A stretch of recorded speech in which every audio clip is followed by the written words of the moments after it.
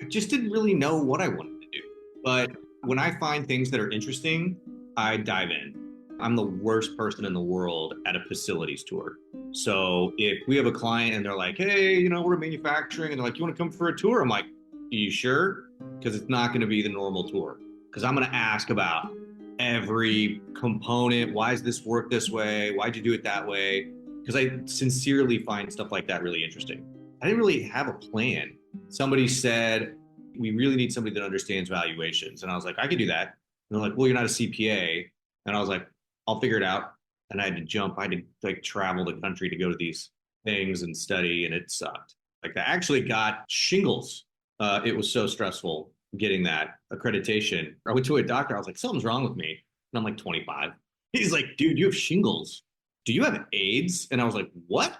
And he goes, why does a 25-year-old have shingles? And he goes, your immune system would have to be so compromised. Do we need to test you for like some kind of immunodeficiency or something? And I was like, no. And he's like, what are you doing? What do you do? And I was like, well, right now I'm jumping from city to city, sitting in 10-hour classes and learning highly complex finance and accounting that's over my head. He was like, oh, I think you need Xanax. In a corporate world where all employees have great leaders with no egos that create fun cultures where people can do their best work, the employees and companies thrive while doing great things for the customers, themselves, and each other. Well, we know that rarely happens. I'm Jeff Palacio. I have been a leader for over 40 years for every t-shirt size company, from small 16 employees to extra large over 1 million. Please join me while I interview outstanding leaders that will share stories of great leadership and not so great. It will help you become a better leader while poking fun about all the crazy shit that happens in corporate America.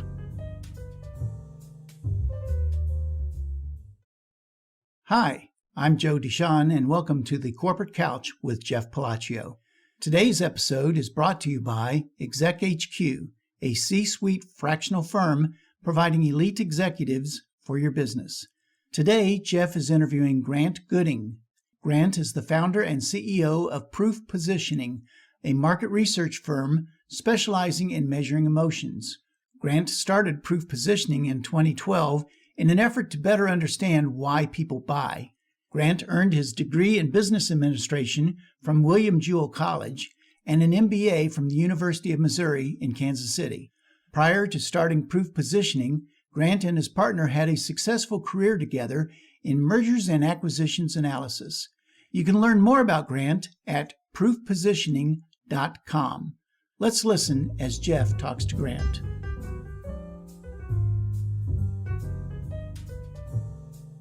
Grant, welcome to the Corporate Couch today.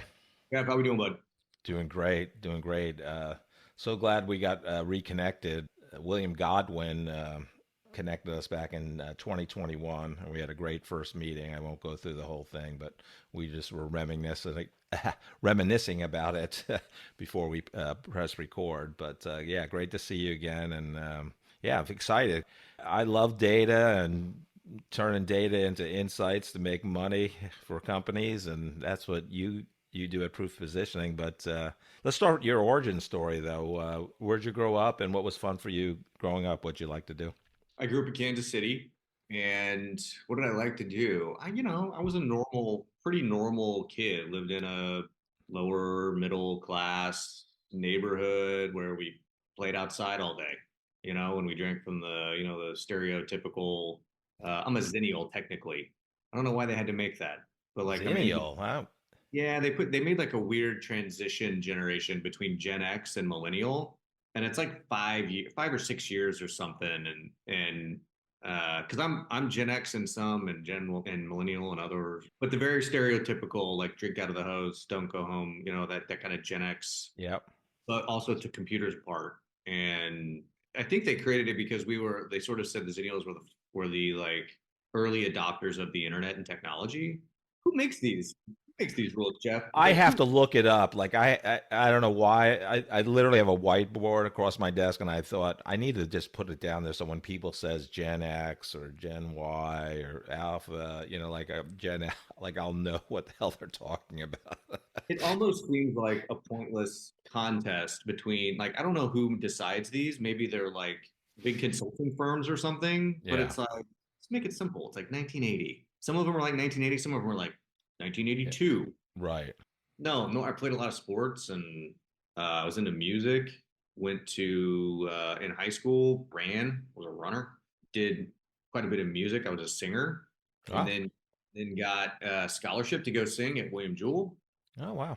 and so I had an academic and a singing scholarship and went there. I was my mom and my uncle went to William Jewell, William Jewell's just a very small, about 2,000 kids, so a very small. Yeah, Brad Douglas. Yeah, Brad went there. Yeah. Brad's been on the show. I know he was a crazy pianist. He had a scholarship there, and he decided, I really don't want to practice like 10 hours a day. He literally said, I wanted to chase girls, and I don't know if he said party, but I know the chasing girls part. Sorry, Brad, but we just saw each other, and you reminded me of that.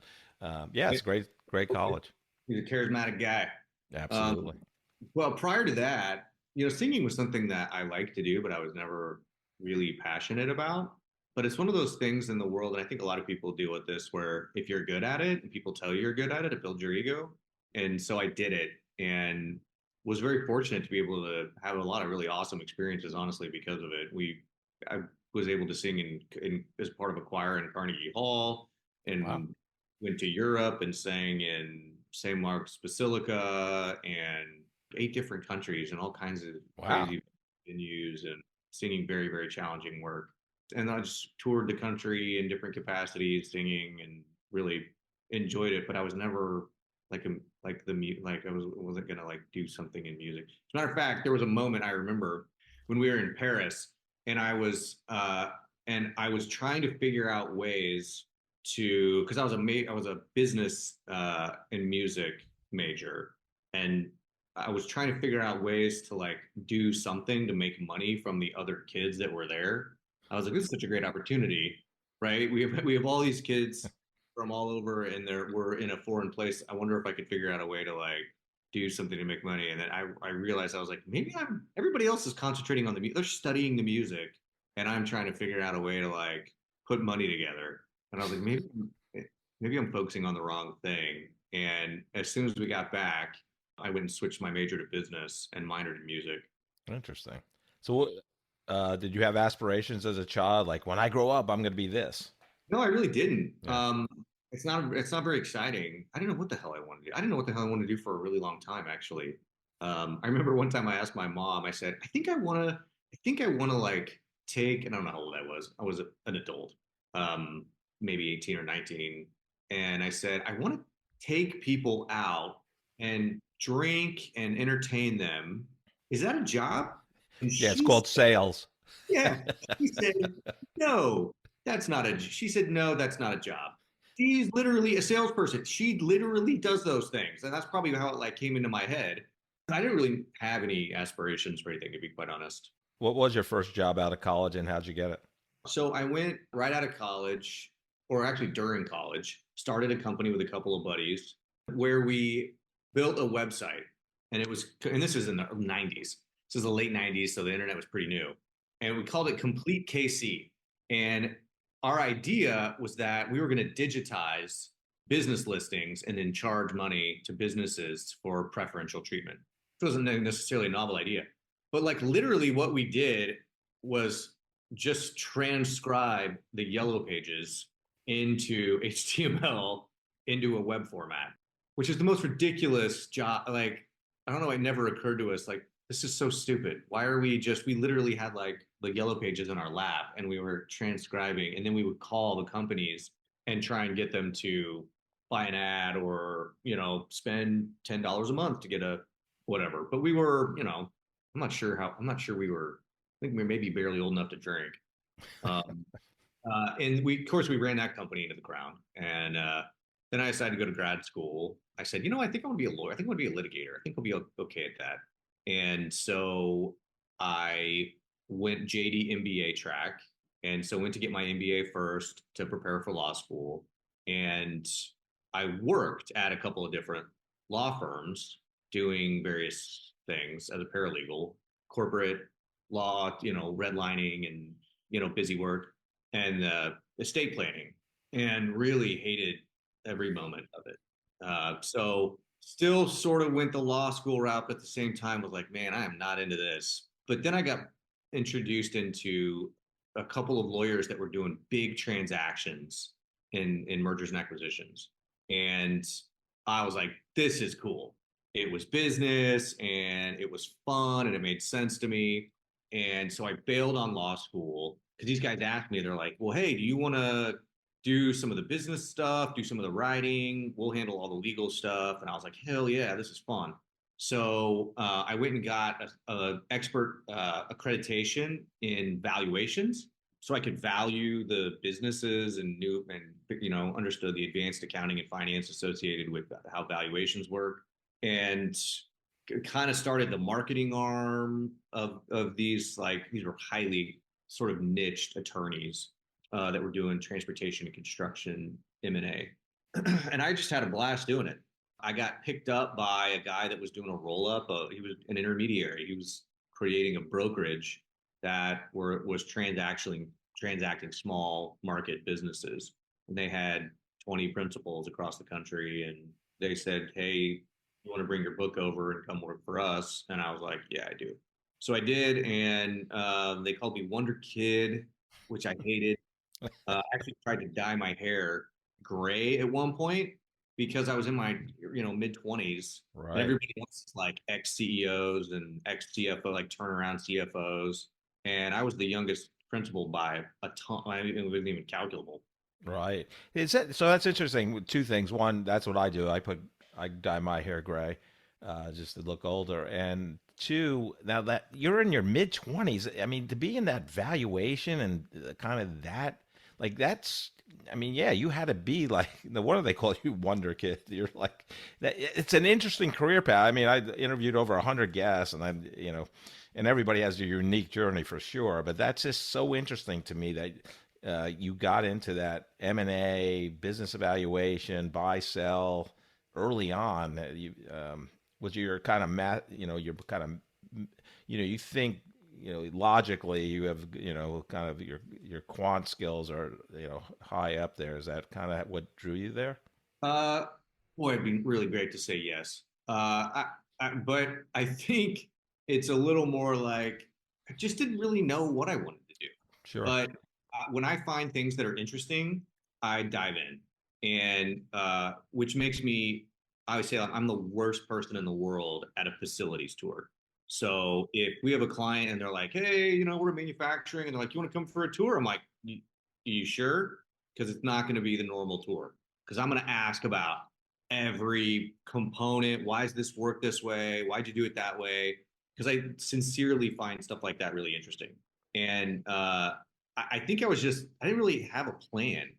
It was just somebody said, we really need somebody that understands valuations. And I was like, I can do that. And they're like, well, you're not a CPA. And I was like, I'll figure it out. And I had to like travel the country to go to these things and study, and it sucked. And take tests and things like that. I actually got shingles. It was so stressful getting that accreditation. I went to a doctor. I was like, something's wrong with me. And I'm like 25. He's like, dude, you have shingles. Wow. And I remember he goes, do you have AIDS? And I was like, what? I hope. And he goes, why does a 25-year-old have shingles? And he goes, your immune system would have to be so compromised. Wow. Like, do you have and so they're like, do we need to test you for like some kind of immunodeficiency or something? And I was like, no. And he's like, what are you doing? What do you do? And I was like, well, right now I'm jumping from city to city, sitting in 10-hour classes and learning highly complex finance and accounting that's over my head. Right. And he was like, oh, I think you need Xanax. Oh, jeez. And so that was He was right. That's what it was. I was crazy stressed out. Yeah. Uh, What was your it process of learning all that stuff? I mean, because that's difficult, right? If you was one of the hardest things I've ever done. And it's just because like I equated it in some ways to, I mean, I at least understood business in a way to where I could like connect the dots, but I'm much more of a strategist. Well, this is not strategy you're learning. This is detailed cost accounting and different market cost, equity based methods of valuation that are all very detail oriented. And I didn't, I really didn't like it. It's not fun, but I learned a lot. I'm glad I did it. It taught me a lot about business. Um, yeah. So you worked for looked like you worked for a business brokerage group. Then you went to business transition specialists uh, here in Overland Park. Talk about that progression. Loved working there because it was small market deals, which are so much more fun than small transaction values, which are so much more fun than bigger deals. So I got to see lots and lots of different things. I got to see, we called it an MBA every day because you're sitting in a room with somebody that's thinking about selling their business or they're having some kind of partnership dispute. And so you get to hear about, here's the history of the company, here's how we overcame this, then this happened, and then we got to do this. And it was just like case study after case study after case study. And it was so much fun. Was there for a handful of years. There were two of us that worked at that company that were under the age of 50, let's say. It was Courtney, this girl Courtney who kind of ran operations. And so we kind of became friends simply because we were, who else are you going to talk to? Right. Who's now our president, actually. The two of us, ironically, were the ones that deal most with market research. She had to deal with it because she was putting together the structure of the businesses in order to prepare them for sale. And I had to consume it because I had to put together an integration plan, right? Two businesses coming together, how are they going to work? So we both were consuming market research in different capacities, but we both kind of, but every once in a while we joke about how, boy, this was really helpful, and we always made fun of market research because it typically didn't tell you what you needed to know. A lot of times we would just go, this probably isn't actually real. Somebody just made this up, or this doesn't make any sense. And so we realized, well, so here's a dirty, dark secret. Okay. So in the M&A space, and this isn't not necessarily true in highly regulated industries. So banking and insurance and things like that, where they're basically commodity businesses, they have a low failure rate. It's not that it doesn't exist, it's just lower than the rest of the other SIC codes. But here's the secret. If you buy a company, especially if it's an economic acquisition, so let's say that if you decide one day, I think I'm just going to buy this manufacturing company. It throws off, $250,000 a year. It doesn't look like I'm going to have to work too hard to make this thing happen. What a great retirement plan, right? Or something to keep me busy as I go into retirement. Very, very common scenario. There is a 70% chance you will run that company into the ground inside of 3 years, of which you're going to say, well, I mean, just because that's just says I'm going to, right? I know you haven't. I've worked in manufacturing my whole career. I know more than the person that I'm buying this from. So there's no way that that's going to happen. 70%. That number is wildly consistent. When I say this to large groups who have been in M&A, whenever I tell them that statistic, they all smirk because they've seen it. And if they've been through a handful of transactions, they know that that number's right.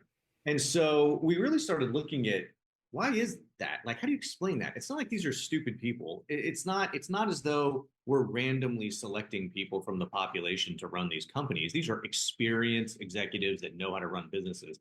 How the hell are they only 30% successful? It doesn't make any sense. So we started looking at, all right, what are the things that we're measuring in the due diligence process with these companies? And what are we not measuring? And what we are measuring is basically everything, right? You have smart people surrounding everything. You're putting a microscope over everything to try and find all of the, different risks associated with a purchase. So we said, well, there must be something that we're not measuring. And we started looking at lots of stuff like, is there some kind of, are we screwing up when we're bringing in new people? Are we screwing up when we fire the wrong people when we come in? Like, are we changing something? And it led us to this hypothesis, which is, we really don't understand why customers are doing business with either entity. And that seemed to be pretty consistent across the board. Now, if you ask a CEO or anybody, they'll give you an answer. Hey, why are your customers doing? They'll tell you. So we said, well, if we treat that with a grain of salt, because they're completely biased, because we call it the four walls bias, right? You're inside the four walls. I just asked you the color of the paint on the outside. You don't know. So if we assume that they're wrong, why are people actually doing business? And we thought we got to go figure out, is there a way to solve for that? So we went back and looked at all the different market research methods and stuff, and determined that they're kind of not all that exciting or accurate. As a matter of fact, we did research on research. So we, you're shocked by that level of nerdiness. So one of the things we looked at was, why do methods exist? Why does weighted average analysis exist? Most of the methods that exist for the same reason. Do you have a guess what it is? It's not to understand people better, so don't say that. No, just how it's been done forever, probably. I mean, no one questions it. I mean, the thing I had about market research, we did a ton at Sprint. I was not in charge of it, but I saw so many market research presentations. We were a startup, but then when I went to Bayer on the ag side, agricultural, I was head of market research. And then I did the same thing at Boehringer Ingelheim Animal Health. And my thing about market research, it's like, you get these market research agencies, and God bless them, but they're the worst presentations of all time. Like, how much shit can I put on a slide? Like, I mean, it's like you're looking at stuff, like, oh my God, like there's so much shit. Well, like, what are you talking about? Like, and it's 100 slides and it's this and that. I'm like, what? So when I had it in charge, I said, I make it simple. Like, I put a picture on a slide and talk about it. Like, no one can see these little footnotes and, the graphs, and it's nuts. It's stupid. Yeah, the people that are typically in charge of that are about as detail-oriented, deductive reasoners as you can find in the population. 100%. And they think it's important, but most of the time they don't have a lick of sense when it comes to understanding business and strategy. So, or people, ironically. So that was one of our pillars. Actually, our number one pillar is make the data actionable. Can I translate the information in a way to where my client goes, okay, so I just do this and then do this next? Exactly. Yeah, right. If you can't do that, you suck at your job as a researcher, period. No, I don't care how good you are at math. That's just the way it is.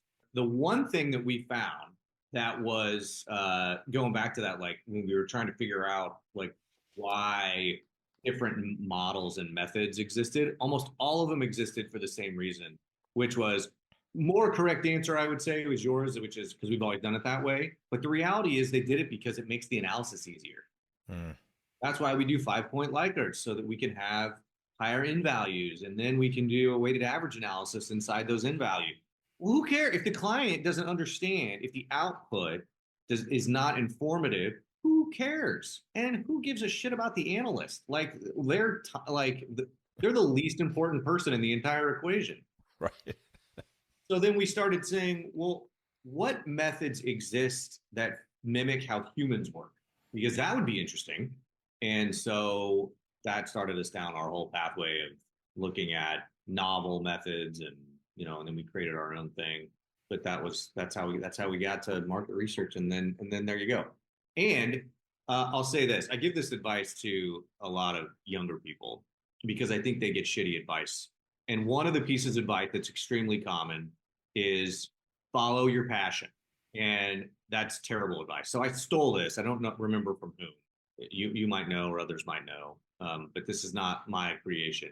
It's absolutely, I 100% agree with it. And that is, if you follow your passion, you're probably going to fail.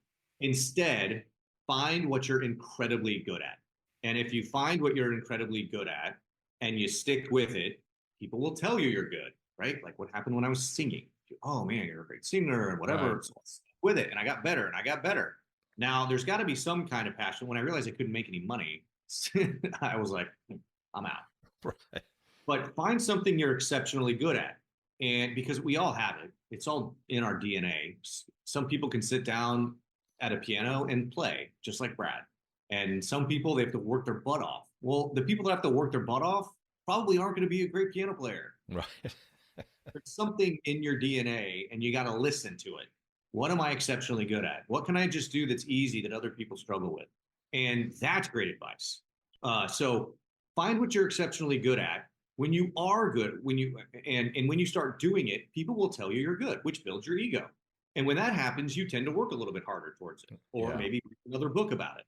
And then more people tell you you're good at it. And then you Right. maybe get money at it. And so there's like this like effort and ego ladder that's building, and then eventually you become passionate about that thing. So the people that are giving the advice about do what you're passionate about are forgetting the fact that they probably weren't passionate about the thing that got them where they are. They're passionate about it now because they're an SME. Right. So that's me. I'm passionate about market research now, but like I didn't give a shit about market research 15 years ago. Right. It wasn't even on my radar. I didn't Yeah. care about it at all. Now I love it, but it's because of that lineage that and so I try to teach people that Yeah. because I would have guessed I would have ended up here. Today's podcast is brought to you by Exec HQ, a C-suite fractional firm providing elite executives for your business. If you're having challenges taking your business to the next level, if you want to augment your leadership team, or prepare your company for increased growth, profitability, and an eventual successful exit, we have seasoned executives from every C-suite position ensuring a perfect fit for your needs and the dynamics of your industry. You will work with senior leaders who like to roll up their sleeves while checking their egos at the door. They can help your business in specific services such as strategic planning, executive leadership coaching, financial management, corporate governance, marketing, sales management, and many other advisory solutions vital to your business success. That's exechq.com. To learn more, go to exechq.com or email Jeff Palacio at jeff.palacio@exechq.com. So you did all this research, and you and Courtney were involved in all these transactions in the small to medium market business space. So you decide to look like before you started Proof Positioning, you founded startup branding and had a company going there. Was that a separate thing, or you did like a side Yeah, that was gig? called I need to pay my bills while I'm trying to figure out what the hell to do. Right. And so we tested a lot of our early research methods in that start. And honestly, that startup branding company, I was going to turn into a nonprofit eventually. And I had like kids where I had like really talented kids, college kids, running the company doing the analysis. And we gave like super affordable insights, logo development, just kind of stuff to get small companies off the ground or Yeah. startups. It was really cool. It was a fun project, and it made it kind of paid the bills while we were really working on trying to put together a bigger idea that turned out to be Proof. Okay. But so what was the impetus of leaving business transition specialist then? That was a combination of being forced and understanding that there was an opportunity with research out there because one of the original hypotheses we had was that we were going to build something that was a due diligence tool that all these people and private equity and brokers would use our method to help them understand business, and we were going to lower that 70% rate. That was one of our first actually, that was our very first hypothesis. Unfortunately, while we were working on that, the 2012 collapse happened and Frank Dodd was passed. Well, there was a condition inside of that law, because those laws were written decades before, right? Or Right. just page from different stuff. And I have no idea why it was in there, but it was something, and I could be misremembering this a little bit, but I'm pretty sure it was if there's a private transaction between businesses and a bank is involved. These were regulations on the banks, right? So they're just Right. trying to protect the banks after they Yeah, that ran was it. the '08, yeah, '08, '09 recession, the big short. Yes. And so one of those regulations was the bank couldn't finance the transaction unless the seller of the business carried back 30% of the debt, which was like, who the hell's going to do that? I'm not selling my business to carry 30% of the debt. Like, why would I do that? So a lot of these small businesses were like, I'm definitely not taking that risk. So they decided not to sell or did something else that was more creative. And I mean, so our pipeline like dried up almost instantly, and nobody intended for that to happen. It was just a weird side effect of that law. And so that brought a much more abrupt end to what we were doing, which is where Startup Branding came from. Okay. So what? Yeah. So you worked for companies, since college. Now you're kind of you're the head of your company, the founder. Any big surprises? Like, oh, I didn't know this was going to happen. Yeah, the big surprise is it's hard as hell. Yeah. That I mean, I even thought, you look at the stats around success and the failure rates of starting your own company, and there's like a positivity bias that you have where you're like, that's not going to be me, which is a funny like sort of behavioral economic or psychological thing. I saw a study once that was looking at smokers, and smokers like disproportionately believed that they weren't going to get lung cancer, and it was far less than the actual numbers, right? Right. So you never think you're going to be the one that fails. Right.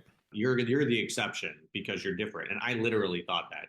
My justification, now I'm a fairly rational person, so my justification for that was not based on just grit and determination. It was based on the fact that like at this time in my life, I probably had more business experience than most people in business do their whole life, just simply because of what I was exposed to.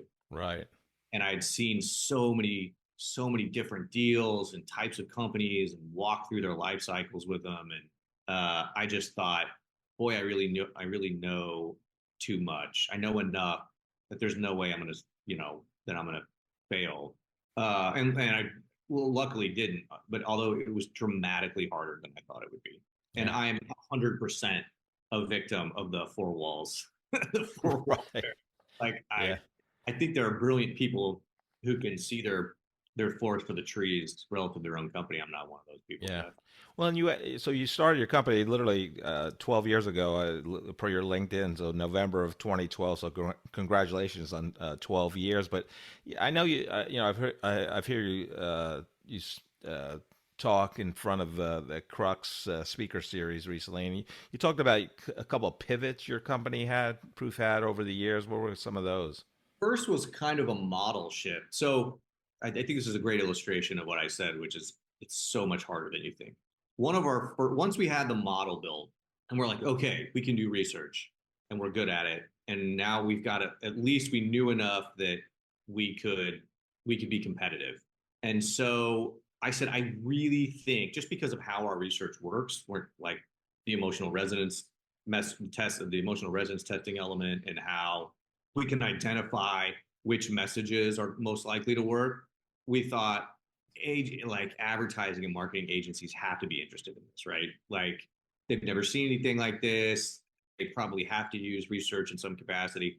And so we started really going after agencies, and we just got every door slammed in our face. And we were like, well, that sucks. So we put all of our eggs kind of in that basket, and it did not work. And so we pivoted away from that. And then people started handing us money to do advertising types of, so clients, we do research for a client and they'd be like, we've got, we kind of want to do some advertising or whatever. And could you do that? And we're like, yes, because that's what you say when you're an entrepreneur. And so the next thing we knew, we had millions of dollars that we were managing for clients, and our headcount exploded because we needed social media people and ad buyers and creatives and all this stuff. The next thing you knew, we had built like an advertising agency, which I didn't know anything about, didn't particularly like it, didn't particularly have that much fun. So we shut the whole thing down and we just started over. And we just said, we're going to do research. We're going to knock it out of the park. That's all we're going to do. We're not going to do anything else. Let everybody go. And got a tiny office, brought the people that we needed, and just sort of started over. That was a really smart move. It was extremely scary, but it was absolutely the right move. And today, our entire biz dev strategy is based around agencies. Yeah, which I find fascinating, and I want to get back to that. But I would.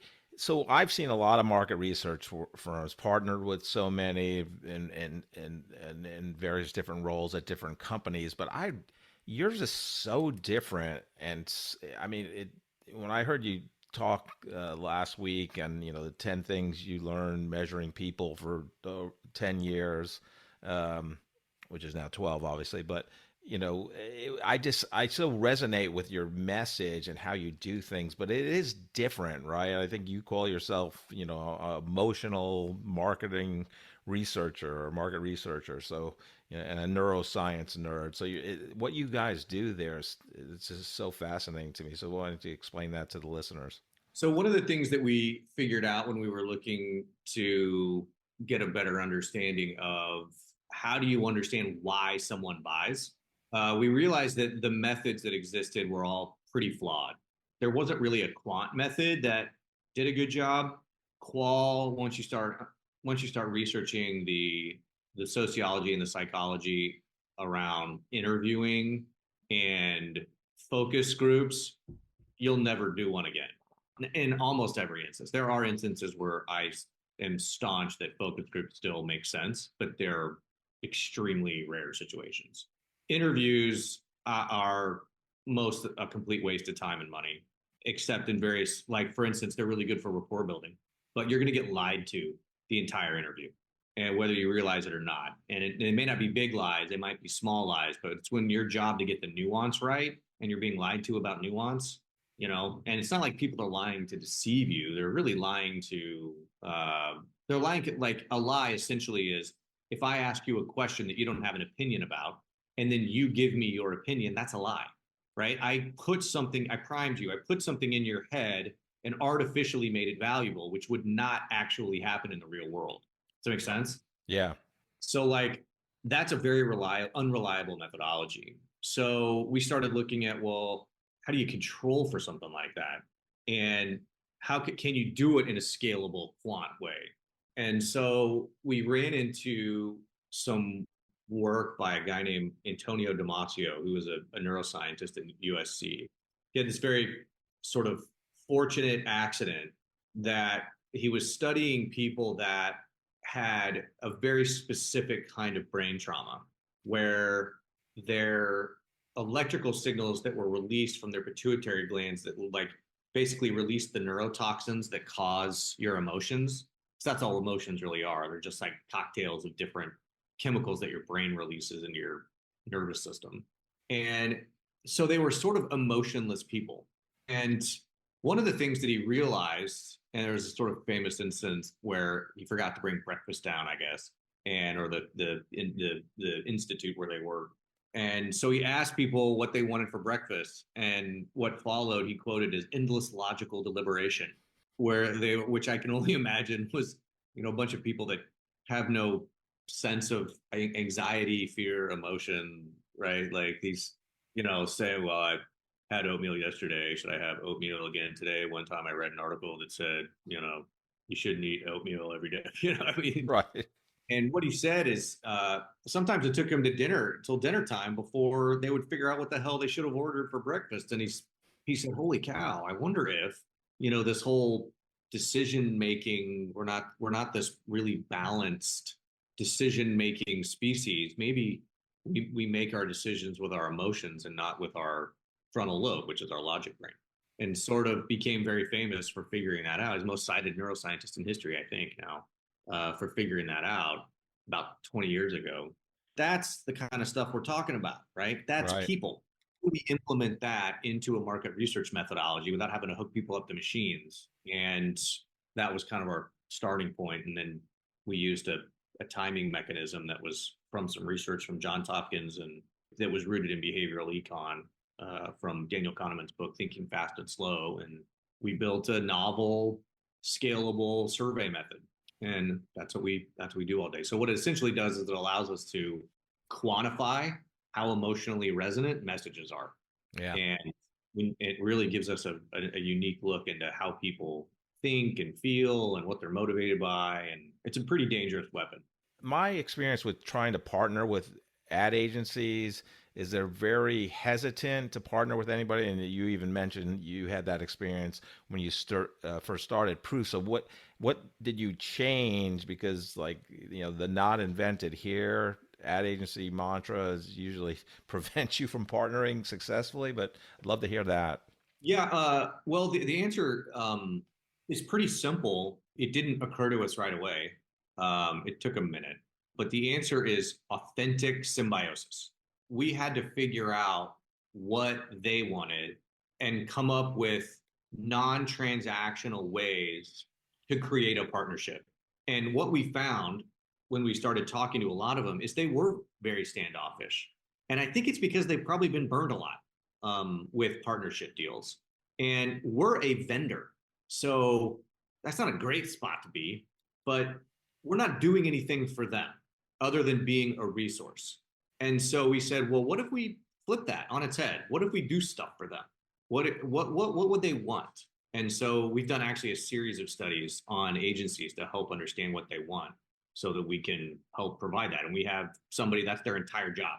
That's all they do is figure out what agencies want and help create symbiotic partnerships with them. So we send millions of dollars out the door every year to our agency partners with referrals, and we find RFPs and we do pre-work for them to help them be more successful.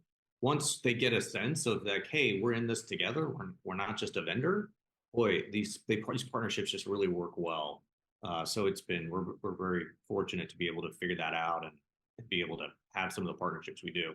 Grant, I'd love to get leadership advice and wisdom from people like yourself to kind of end our conversation. And you touched on this earlier, but one is that recent college graduate, they walk out of the graduation ceremony, whether it's May or December or whenever it is, and now they're going to start on their first job search and start their professional career. What advice would you have for that age group? So I can't remember where I heard this.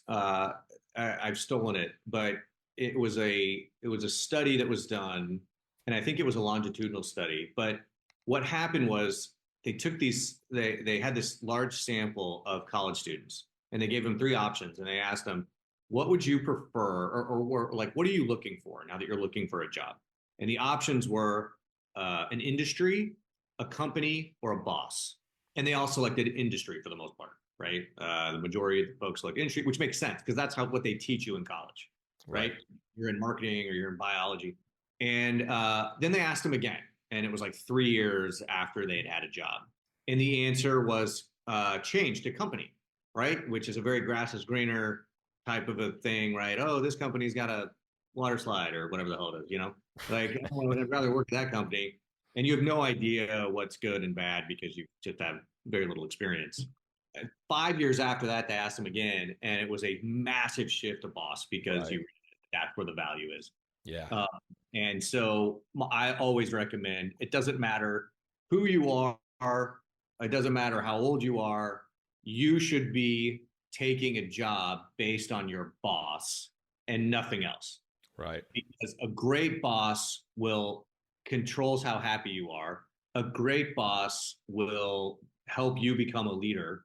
And a great boss is okay when you leave and go take a better leadership position somewhere else. Right. And they're hard to find, but that is the only metric that I would look at. Yeah. Yeah, no, I love that advice. The second group is not everyone can be a leader, whether you have people under you in an org chart or not. But the people that want to advance, where they have responsible for a team of people, what advice would you give them as they begin that leadership journey? I don't think this applies everywhere, but this is the way I look at things. Human beings are human beings, and you can't necessarily change them. You can modify them slightly. But here's what I would look for, and I call it A pluses, and I give this advice to young people as well, like find your A plus, right? Which is that thing that you're exceptionally good at. If you find your A plus, life is going to be better in general, right? because you'll find out what value you have, you'll make more money faster, your work will be better, et cetera, et cetera. I don't care about anything else. Unfortunately, we're not taught that. What we're taught is if you bring home a grade card, right? And Jeff, no, I know you are a straight A student, but if you bring home a grade card and you have all A's and a C, if you have good parents, if you have, like if your parents care, which some of us are lucky enough to have parents who care, what's a guess to what they typically might say if you brought home all A's and a C? They're going to focus on the C. What happened here? Right. And if it's say it's in biology, well, we can get you some tutoring to get that up, to get that C up to a B or an A. But in reality, what we've really learned is that my kid's not a biologist. Right. Good parents might say, or good leaders might say, let's talk about these A's real quick. Oh, easy teacher, math, A, what, why? It just made sense to you? Say more.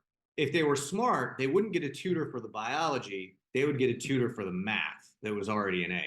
Right. Turn that A into an A+. So when you find a team, what you should do is not expect them to be all straight A students. The one thing I wouldn't want is a team of straight A students, because most of the time they're not wildly self-aware and they're not humble about anything. So my team is made up of basically all A+. I've identified characteristics that make them exceptionally strong, and I don't expect them to do anything else that is outside of the realm of what they're exceptionally good at. And if you build your company like a manufacturing facility where your A+ are only working on the thing that they're good at, great things happen, because they're wildly humble about everything else, and the team really melds well, and good things tend to happen. Most of the time, everybody's so obsessed because our education system has built in this culture of perfection, which reality is just a low floating standard. We're 24th in the world in education. So right, and they don't teach people to think. It's just it's if you have a good memory and can read a book and take good notes, you're going to do well on the test usually. So, Grant, love talking to you. Thanks so much for coming on the Corporate Couch today. Yeah, it's good to see you, bud. Yeah, thank you. I can talk to Grant Gooding all day. I just think he's fascinating, and there's so many great things I thought came out of the episode, and we're two kind of let's turn data into information, into insights type guys, Joe, you and I. So obviously that's what proof positioning is doing, and having seen countless in the hundreds market research presentations, I love his approach and Proof's approach to it. But just, like many of our guests, had no idea what he wanted to do. He had no plan. He was just drawn to things that he found interesting. So he got into kind of business valuation in his 20s, which is really crazy. That's hardcore analysis and knowing and knowledge. And, he called it, I was getting an MBA every day because I was doing, all these businesses he was evaluating. It crosses so many different disciplines. Right. So they were all case studies. So they were MBA case studies, right? That's what he said. I mean, you start essentially from scratch, and you have to build everything there is about this business, which is kind of like what a case study is. And it was really about his curiosity. And, Einstein has many quotes on curiosity. And by the way, Grant has much better hair than Einstein had, for sure. I mean, that's a low bar, but anyhow. But yeah, just his curiosity. He said, "Oh, don't invite me on a manufacturing tour. He's gonna ask everything. Down. I'm gonna ask questions." And he said, sometimes, following your passion is not the best advice. Listen. I think he said, listen to your DNA. Find your A+. Like, what do you love doing? He wasn't passionate about market research 15 years ago, but he became passionate about it because he was interested in it. And then he became a SME. He said, a subject matter expert in it. He's passionate. It drew out his passion. I just think he's so bright. And like I said, I could talk to him all day. What did you get out of the conversation, Joe? He was an exceptionally interesting person to study and to talk to, because, like I said, for you and I both go back a long ways in market research and customer analytics and things like that. So this is right up our alley. I always look back on my experiences with market research and think about, let's say, for instance, just to make the math easy, you got 10,000 customers in your database, and every one of those customers makes 10 purchases from you every month. So there's 100,000 transactions on your database every month from these customers. Every one of those transactions, or at least most of those transactions, were made irrationally, especially if you're in a retail environment, And so it's very difficult to pinpoint why a transaction was made, why this decision was made versus that decision. And to complicate that, and he brought this up just a little bit, people in market research lie to you, right? Especially if they don't know the answer, they would rather lie and pick one of your choices than to say I don't know, or it's none. Yeah, of they never above. really thought about it, and they really never- have no opinion on it, but they feel they have to have an opinion on it because they were asked. Yeah, and that's something that you've really got to guard against when you're constructing a survey in market research, is you don't want to guide the customer into a solution that he wouldn't have come up with otherwise, right? But on the other hand, you kind of have to do some of that, because he was talking about, why do aggregations exist? Why do we figure averages? Why do we figure medians? Why do we figure trends and things like that? And he may have been a little cynical when he talked about, well, it's to make the analyst's role easier, but it's actually to make the analysis easier and more palatable for the executives, because even though on one hand you want to think that you created a segment of one so that you can treat every customer uniquely and individually, that doesn't always fly well when you're giving a marketing presentation to executives, because they would like to say, I've divided your customers into 4 segments, into quadrants. That's what everybody would absolutely love to have. And so you only have to come up with 4 different ways of treating customers based on what quadrant do they land in. It's a very complicated topic, and if he has conquered it, God bless him, because this is not easy to do. If this is the choice that he's made to be in the customer research or marketing research category, he's got a lot of work cut out for him. But apparently he's doing very well in it, and like I say, God bless him. More power to him. Yeah, I pretty much guarantee that he's not putting 100+ slides up there that have 3,000 data points per slide, and even if you're 25 years old, you can't read it because the type is so small, because it's footnoting shit, and you don't even know what the hell it's saying. So, I think he's changing the game in terms of what his company is focusing on, and make data actionable to improve, whatever they're trying to improve: customer retention, sales, prospect acquisition, whatever it is. So, Joe, what advice would you have for our great listening audience today? Today we're going to go to that great philosopher named Stephen Wright. And Stephen one time said this. He said, "A conclusion is the place where you go when you got tired of thinking." Thank you so much for listening to this episode of The Corporate Couch. If you enjoy the podcast, I would love for you to take 2 minutes out of your day to rate us 5 stars and write a review. Please join me next week to learn from another great leader sharing their professional journey and insights.